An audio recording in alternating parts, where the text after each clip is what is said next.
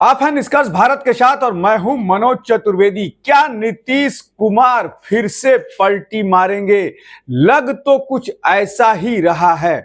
29 तारीख से लेकर और 31 तारीख तक जो परिदृश्य सामने आ रहा है, जो बयान सामने आ रहे हैं, जो वीडियो सामने आ रहे हैं, उससे कहीं ना कहीं बिहार की राजनीति में हलचल तो मचा हुआ ही है। जी हां, नीतीश कुमार दिल्ली जाते हैं, वहां भाजपा के नेताओं से नहीं मिलते हैं और सीधे पूर्व प्रधानमंत्री स्वर्गीय मनमोहन सिंह के परिवार से मिलने जाते हैं। तस्वीरें आप देख रहे हैं, मिलने जाते हैं और फिर अपने कुछ कामों को निपटाकर वापस लौट जाते हैं। लेकिन भाजपा नेताओं से दिल्ली में किसी से नहीं मिलते हैं। कयास ये लगाए जा रहे हैं कि जब भी नीतीश कुमार चुप्पी साधते हैं या बीमार दिखते हैं, सरकार बिहार की बदल जाती है।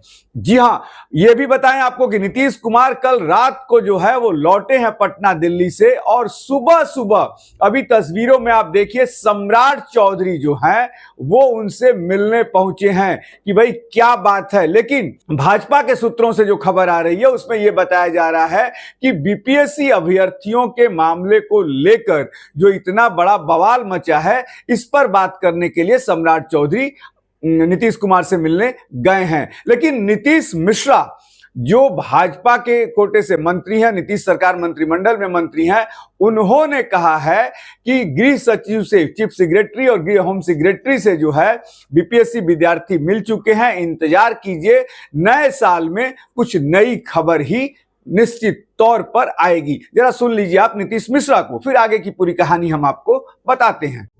मुख्य सचिव के स्तर पर अब जब वार्ता हुई है, शिष्टमंडल जाके उनसे मिला है और उन्होंने अपनी बात रखी है, मुख्य सचिव ने आश्वस्त भी किया है जो विधि सम्मत कार्रवाई होगी वो होगी, तो धैर्यपूर्वक इंतजार करना चाहिए। दिल्ली में किसी भाजपा नेता से नहीं मिलते हैं। कयास ये अब लगाए जा रहे हैं कि जिस तरीके से ज्यादा सीटें महाराष्ट्र में लेकर भाजपा वहां बड़े दल के रूप में उभर कर सामने आ गई, शिंदे को उप मुख्यमंत्री बनना पड़ा, वही खेल जो है वो भाजपा बिहार में भी करना चाहती है।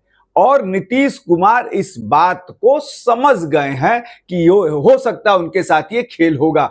जहां तक हमने आपको पहले भी बता दिया था कि भाजपा जो है वो 120 सीटों पर चुनाव लड़ना चाहती है। 100 सीटों के आसपास जो है वो जदयू चुनाव लड़ेगी, यानी 220 सीटें हो गई। बची 23 सीटें।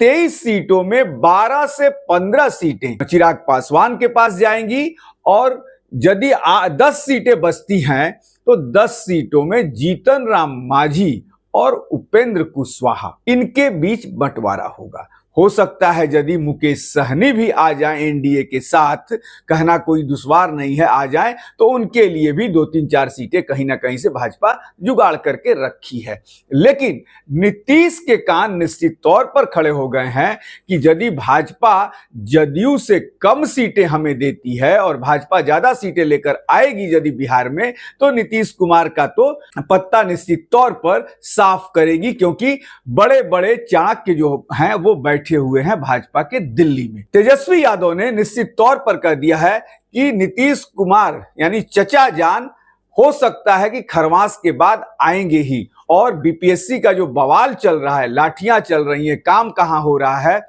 तमाम मुद्दों पर हमला बोला है सीधे नीतीश कुमार पर। जरा तेजस्वी यादव को सुनवा दें। बिहार में सरकार है कि नहीं है, पहले इस पे चर्चा हो। ये जनता की भी सरकार है या लाठी डंडे वाली सरकार है या भ्रष्ट अधिकारियों की सरकार है? और अगर सरकार है तो ये सरकार चला कौन रहा है? क्योंकि हमको तो ऐसा लग रहा है कि माननीय मुख्यमंत्री अब होश में है नहीं। यहाँ बच्चे लाठी डंडा खा रहे हैं, यहाँ सीने पे जो है लाठियों के दाग हैं, घायल हो चुके हैं, अस्पताल में भर्ती है, लोगों के आंख में आंसू है। ये देख करके मुख्यमंत्री जी का कलेजा जो है या उनकी अंतरात्मा को कोई फर्क नहीं पड़ता, कोई दुख नहीं। यही 17 महीने जब हम लोगों की सरकार थी तो इन्हीं युवाओं के चेहरे पे खुशी थी। अब बात ये आती है कि क्या बिहार में कहा जाता है कि खरवास का बहुत बड़ा महत्व है, लेकिन ये भी बात है कि जैसे नीतीश ने चुप्पी, अमित शाह ने एक मीडिया चैनल को जो कहा था कि पार्लियामेंट्री बोर्ड में तय होता है, ये फोरम सही नहीं है ये बात करने का, दोनों के पार्लियामेंट्री बोर्ड है, वहां तय होगा कि कौन बिहार का अगला मुख्यमंत्री बनेगा। नीतीश कुमार जो है वो चुप्पी साध लिए, तमाम जो बिजनेस समिट हुए उस कार्यक्रम में नहीं गए। उसके बाद भाजपा के नेताओं का कान खड़ा हो गया। उसी बीच दिलीप जायसवाल जो हैं उनका भी एक बयान आ गया कि जो कुछ भी तय होता है वो दिल्ली से तय होता है।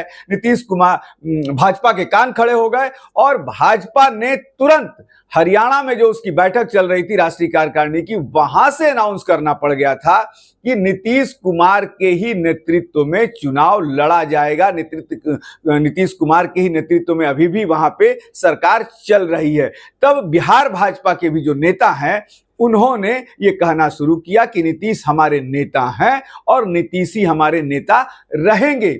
लेकिन इसी बीच तमाम जो सरकारी कार्यक्रमों के पोस्टर हैं उसमें से दोनों डिप्टी सीएम गायब हो गए हैं, सम्राट चौधरी और विजय सिन्हा। नौकरी रोजगार मतलब नीतीश सरकार, विकास मतलब नीतीश सरकार।